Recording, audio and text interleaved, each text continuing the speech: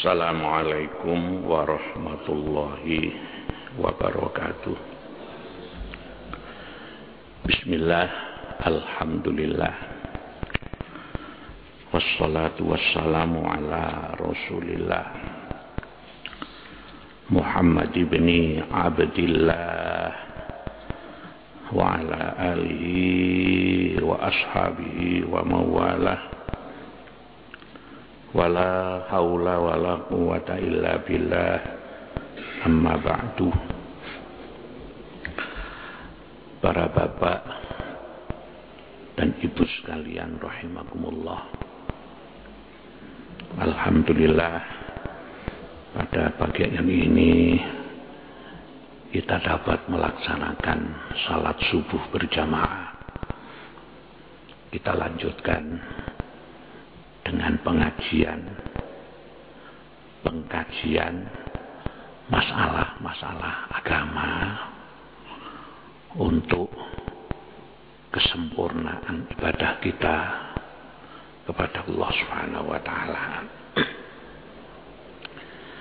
Mudah-mudahan kita selalu diberikan oleh Allah rahmat, taufik dan hidayah, sehingga kehidupan kita lebih baik, ibadah kita lebih baik, dan akhirnya nanti kita menjadi orang-orang yang husnul khatimah. Amin ya.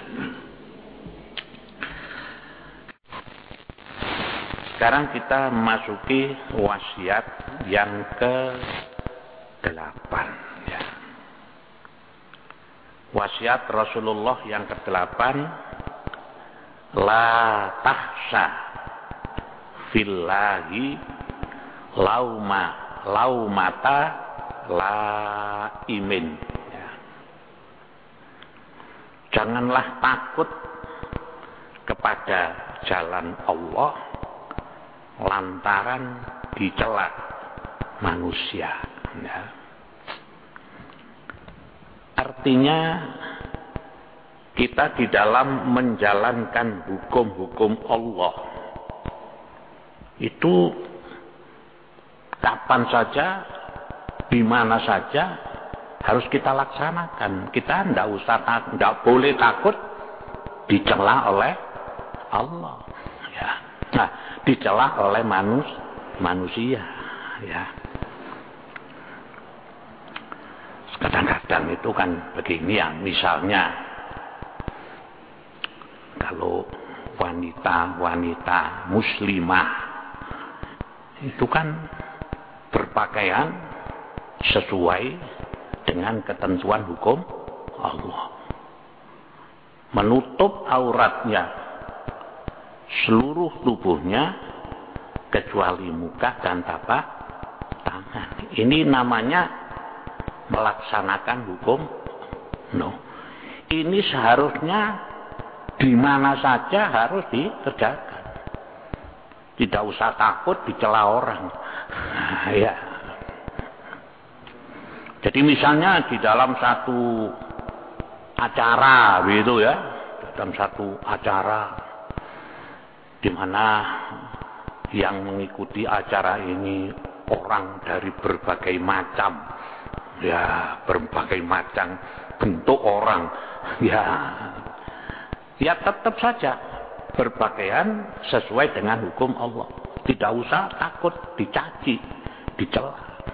Nah, ini namanya seorang muslimah yang kuat ya, muslimah yang. Jadi di dalam melaksanakan hukum-hukum Allah ini kapan saja, di mana saja kita harus kita laksanakan.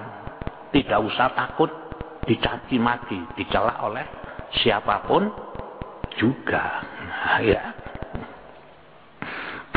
Nah, ini la tahsa fillahi laumata laimin ya. Jadi maksudnya dalam berbakti kepada Allah janganlah disebabkan menghindari celaan manusia, tetapi haruslah dengan ikhlas.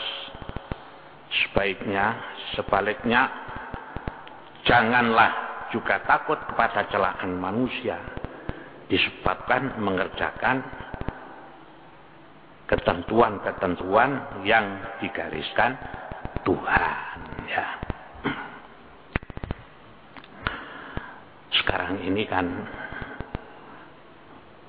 kalau kita melihat ya di dalam mode pakaian ya, ini orang-orang perempuan itu musimnya ya pakai celana yang ketat ya, ya sebenarnya celana yang ketat ini kalau menurut hadis Rasulullah SAW ini tidak boleh ya, karena itu namanya pakaian yang membentuk tubuh manusia ya. Ini khususnya orang perempuan. Kan ada orang perempuan yang pakaiannya ngapret semua ya, celananya ketat, bajunya juga ketat sehingga bendol-bendolnya itu tampak semua. Nah, yang begini ini kan tidak boleh ya, tidak dibenarkan menurut hukum. Nah, misalnya ada orang perempuan pakai celana tapi gombor-gombor, ya semua gombor-gombor begitu ya, semua serba longgar besar. Nah, biar yang lain pakaiannya begitu, tapi orang ini berpakaian yang begitu longgar, tidak usah malu. Nah, kadang-kadang mungkin diboyok orang celana kuno, tidak usah malu kan ya. Jangan takut dicela oleh orang lantaran melaksanakan hukum-hukum Allah gitu.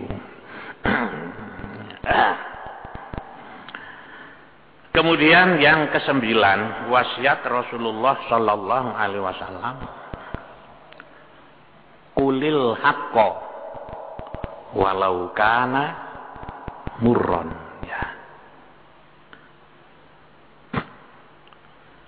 Katakanlah ya kebenaran itu walaupun pahit ya. Jadi katakanlah kebenaran agama itu, katakan di mana saja, katakan walaupun itu pahit ya, walaupun pahit ya. Jadi di samping tidak boleh takut dicela oleh orang lain, harus berani mengatakan kebenaran walaupun itu berat ya, walaupun pahit ya, ya. Nah, seperti sampean mengatakan ya, ada orang perempuan pakai celana ngapret ya, bajunya ngapret, sampean katakan begitu itu tidak boleh. Itu dilarang oleh agama. Tidak boleh seorang perempuan itu memakai pakaian yang bisa memperlihatkan bentuk tubuhnya manusia.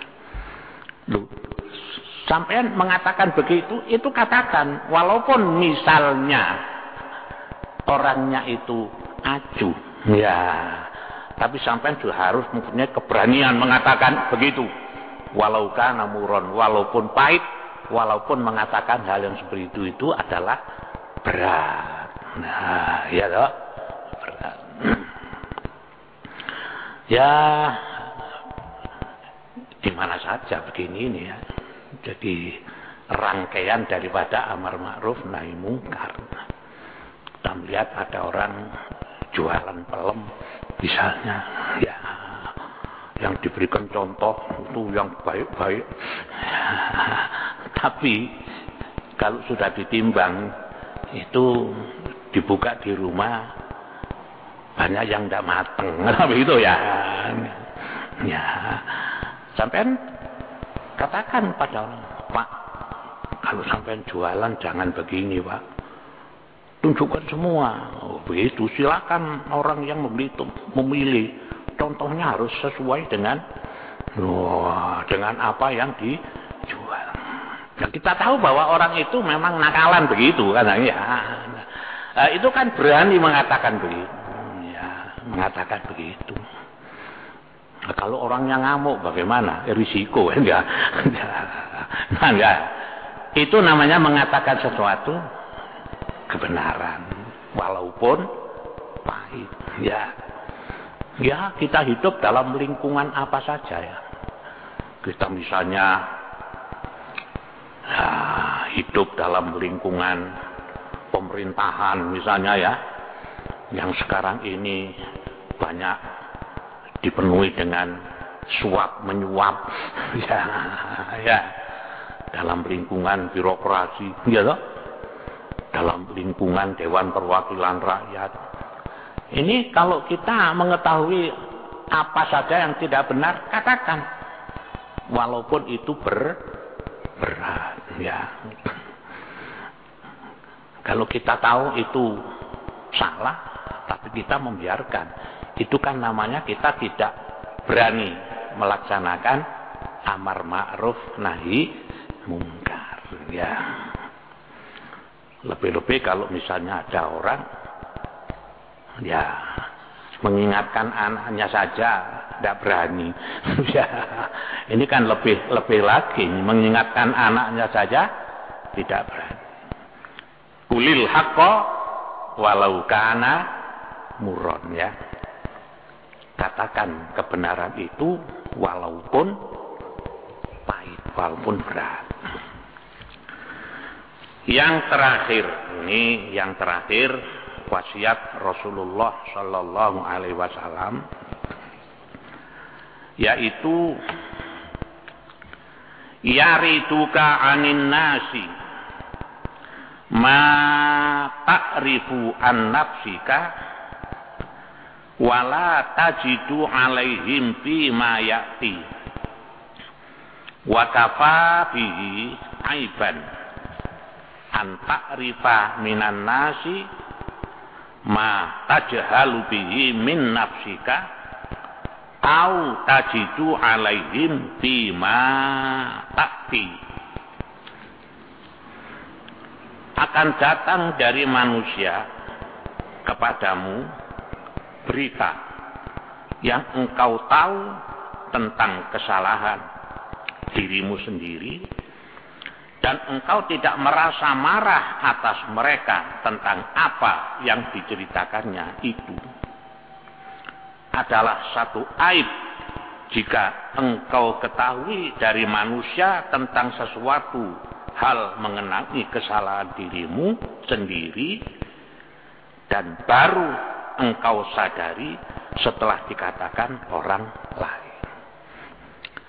Artinya begini ya. Jadi misalnya ada orang mengatakan perihal tentang kita ya. Apa yang dikatakan orang itu benar memang. Kita menyadari bahwa apa yang dikatakan orang itu benar ya. Loh, yang sedemikian itu kita tidak boleh marah, malah justru kita harus berusaha memperbaiki diri kita sendiri ya. Kecuali kalau orang itu mengatakan tentang diri kita tapi itu semuanya tidak benar ya toh? Tidak benar. Nah, kalau tidak benar itu kan namanya fitnah ya. Lah, orang itu mengatakan tentang diri kita, apa yang dikatakan orang itu benar. Ini kata Nabi, justru ini harus kita pergunakan sebagai satu sarana untuk memperbaiki diri kita. Ya, ini kecuali kalau memang tidak benar apa yang dikatakan pada kita, itu namanya fitnah itu. Itu harus kita mintai satu keterangan, kalau perlu kita datangi orang itu. Sampai mengatakan begini ya tentang saya, ini apa buktinya? Apa kan begitu? Itu namanya mengklarifikasi, ya. Itu dalam Quran kan disebutkan, idza ja'akum fasiqun binaba'in fatabayyanu qabla an tusibu qauman bijahalatin fatusbihu ala ma fa'altum nadimin, ya. Kalau ada orang membicarakan tentang kita padahal itu tidak benar, ya, kita klarifikasi dulu ini, ya. Dan itu kita jangan sembarangan mengatakan tentang orang kalau itu memang tidak benar. Kenapa? Ini nanti akan menyangkut kehormatan, ya, kehormatan. Lah orang itu biasanya senang begini ini, mengatakan sesuatu tentang orang, ya. Padahal beritanya ini masih katanya, begitu ya. Nah, katanya tapi sudah disampaikan. Tidak dicek dulu bagaimana kebenaran beritanya. Jadi Al-Quran ini betul-betul, ya, menjadikan kita ini orang-orang yang benar-benar hidup di dalam masyarakat ini bersih, begitu, ya. Idza ja'akum fasiqun binaba'in fatabayyanu. Jadi kalau ada orang bawa berita, cek dulu, klarifikasi dulu bagaimana kebenarannya ini, ya. Sekarang ini kan kalau kita mengikuti berita-berita internasional, ya, kenapa sih Libya itu kok diserang habis-habisan, ya loh, diserang habis-habisan oleh negara-negara Barat, termasuk NATO, Amerika dan koalisinya. Ya, kadang-kadang saya itu mikir begini, orang menyerang orang itu kan mesti harus ada bukti, ya, bukti salahnya itu apa, loh ini, ya. Nah sekarang ini kan apa salahnya itu udah dituntut, apa salahnya itu? Ya kadang-kadang kesalahan itu tidak dibuka. Pokoknya begini kan. Ya. Dan itu kita sebagai umat Islam ini sudah prihatin, ya, kalau melihat perkembangan dunia Islam internasional.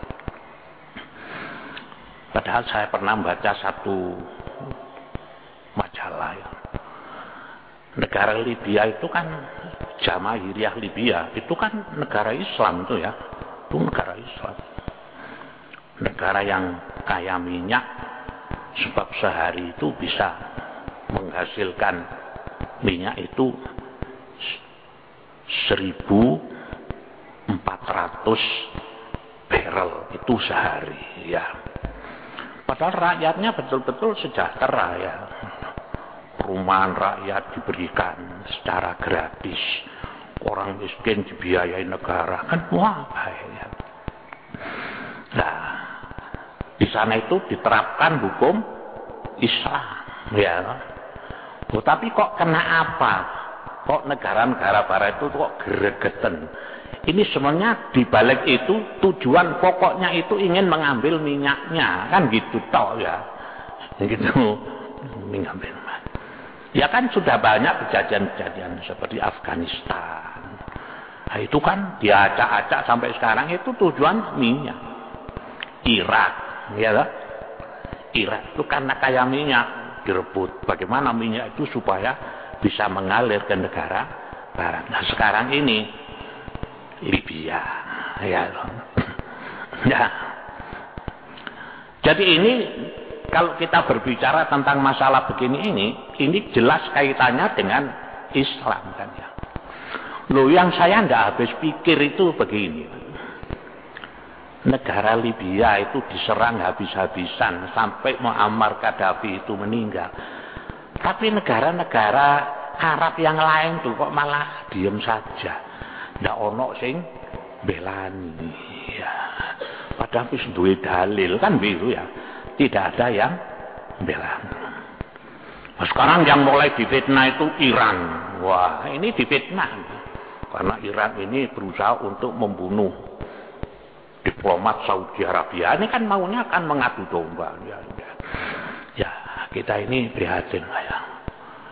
negara Arab, negara Islam ini kaya-kaya, ya. Tapi sekarang ini jadi permainan negara-negara barat.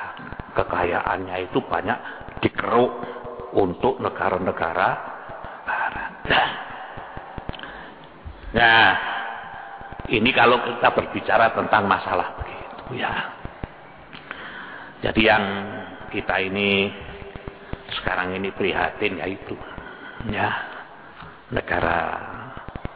negara-negara Islam ini masih banyak yang kiblatnya itu ke negara barat, ya. Baiklah para bapak dan ibu sekalian, 10 dari wasiat Rasulullah sallallahu alaihi wasallam sudah kita bicarakan. Mudah-mudahan ini ada guna dan ada manfaatnya. Wasiat yang pertama itu kan begini. Usika bitaqwallah fa innaha ra'sul amri kulli. Aku wasiat kepadamu dengan takwa kepada Allah. Karena takwallah adalah pangkal pokok, ya. Fa innaha ra'sul amri, pangkal pokok dari segala persoalan. Persoalan dunia dan persoalan akhirat. Ini adalah takwa. Ini wasiat Rasulullah yang pertama. Nah, sekarang mari kita lihat di dalam Al-Quran bahwa takwa Allah itu kata-kata yang begitu singkat, begitu sederhana, takwa Allah, ya, tapi mempunyai makna yang dalam, ya. Di dalam ayat-ayat Al-Quran, dengan takwa Allah maka orang itu akan menjadi jujur, ya. Dengan takwa Allah orang itu akan menjadi adil. Jadi takwa Allah tapi isinya itu, dan itulah maka pangkal pokok daripada segala persoalan adalah takwa. Ini satu, ya. Di dalam Al-Quran surat Az-Zumar ayat 33 Allah menyebutkan buah daripada taqwallah. Walladzi jaa'a bis-sidqi wa shaddaqa bihi ulaika humul muttaqun. Dan orang-orang yang membawa kebenaran dan yang membenarkannya, mereka adalah orang-orang yang takwa. Artinya, kalau orang itu sudah bertakwa kepada Allah, pasti dia menjadi orang yang jujur, ya. Ini menjadi terang menjadi jujur. Kalau ada orang mengatakan takwa Allah tapi tidak jujur, nah, itu namanya takwa Allah dalam lesan tapi tidak takwa Allah di dalam tindakan, ya. Jadi takwa Allah itu menjadi pangkal pokok dari segala bentuk persoalan, ya, dong. Persoalan rumah tangga, persoalan negara, persoalan ekonomi, semuanya itu akan baik, ya, manakala para pelakunya itu orang yang takwa Allah. Karena apa? Karena orang yang takwa Allah ini pasti jujur, ya, pasti jujur. Kalau kita memperhatikan setelah adanya reshuffle kabinet jilid 2, ya loh. Nah, ini apa sih artinya reshuffle itu? Ya, reshuffle itu perombakan, ya, perubahan, ya. Itu kan penilaian kan macam-macam, penilaian masyarakat, dan itu memang adalah hak, ya, hak daripada bangsa Indonesia untuk menilai kebijaksanaan daripada pemerintah, ya. Ya. Nah, andaikan di dalam kabinet yang ada itu semuanya takwallah, ya, takwa Allah. Ini makmur negara kita Indonesia. Ya. Berkali-kali diadakan perombakan reshuffle, kalau orang-orang yang ini tidak takwa kepada Allah, ini korupsi masih terus berjalan, ya toh. Ya. Wong namanya manusia, ya toh.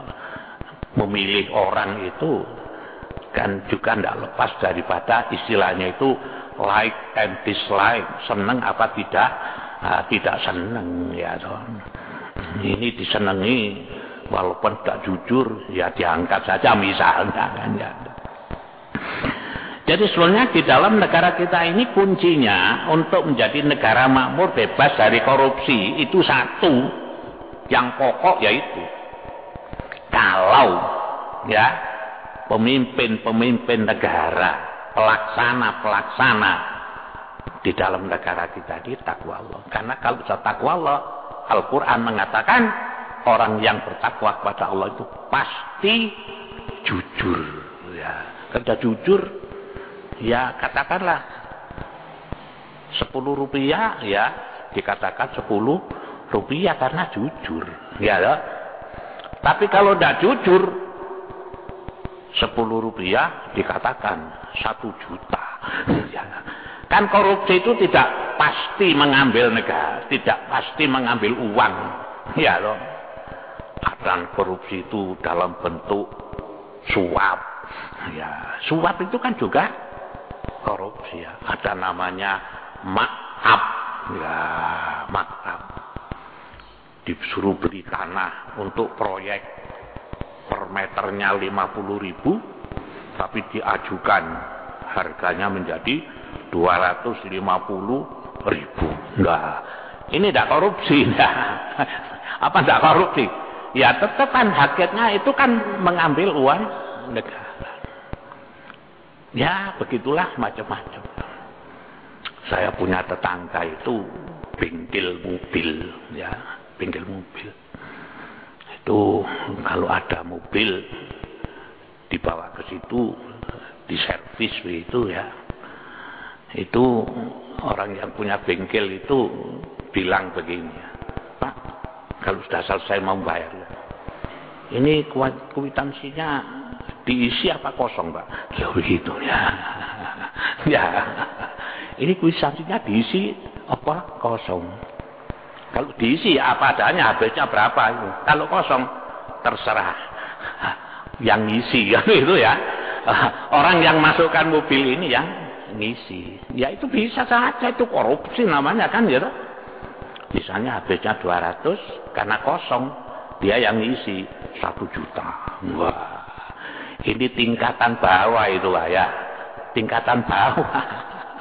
Malah ada lagi yang mobilnya tidak rusak tapi minta kwitansi. Ya, nanti ditukarkan 500.000 ya. Tapi mobilnya tidak rusak, hanya minta kwitansi tok 500.000. Lah, ini yang punya bengkel diberi fee. Ya, fee-nya berapa? 10%, kan begitu ya. Begitulah, ini baru tingkatan-tingkatan yang kecil. Kalau belum di sana, kalau yang namanya banggar itu, ya, badan anggaran itu kan yang menentukan. Nah, kalau misalnya di dalam banggar ini semuanya orang-orang yang takwa kepada Allah, uang negara ini akan tersalurkan dengan baik, akan menjadikan rakyat Indonesia ini menjadi sejahtera. Karena di dalam banggar ini ada fee-nya itu apa? Ya, mengeluarkan uang 1 miliar, fee-nya berapa? 10% lah. 10% dari 1 miliar itu berapa? Ini kalau satu, Masya Allah, di mana-mana begitu. Dan itu berantas korupsi itu bukan satu masalah yang gampang, ya, bukan masalah gampang. Orang yang betul-betul kenceng memberantas korupsi, mesti dimusuhi, ya lah.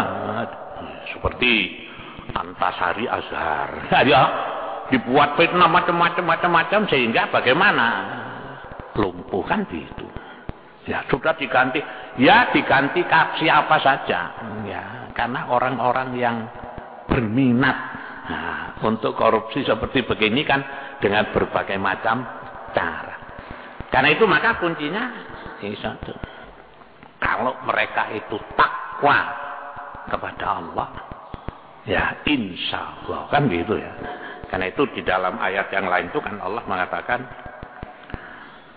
walau anna ahlal qura amanu wattaqau lafatahna alaihim barakatim minas sama'i wal ard. Andaikan penduduk satu negeri ya bertakwa kepada Allah, pasti akan aku buka kesejahteraan, barokah rezeki yang datangnya dari langit dan timbulnya dari bumi. Jadi Al-Quran menjamin kalau satu negara itu orangnya takwa kepada Allah, pemimpin-pemimpinnya semua takwa kepada Allah, rakyatnya takwa kepada Allah, dijamin akan menjadi negara yang makmur. Nah, ya kapan negara kita ini makmur? Ya lihat saja. Ya, kalau tidak takwa kepada Allah ya kok tampaknya itu jauh ya akan menjadikan negara kita ini. Nah, kita sebagai orang bawah, rakyat ya paling bisa ngomong toh.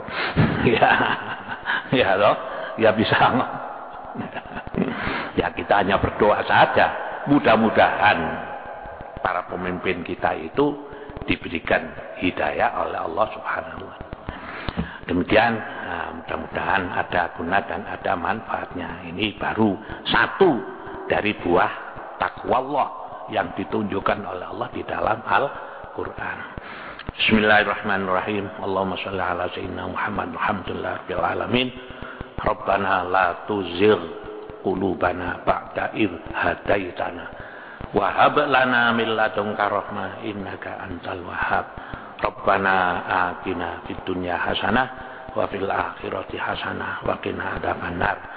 Subhana rabbika rabbil izzati amma yasifun wa salamun alal mursalin walhamdulillahi rabbil alamin.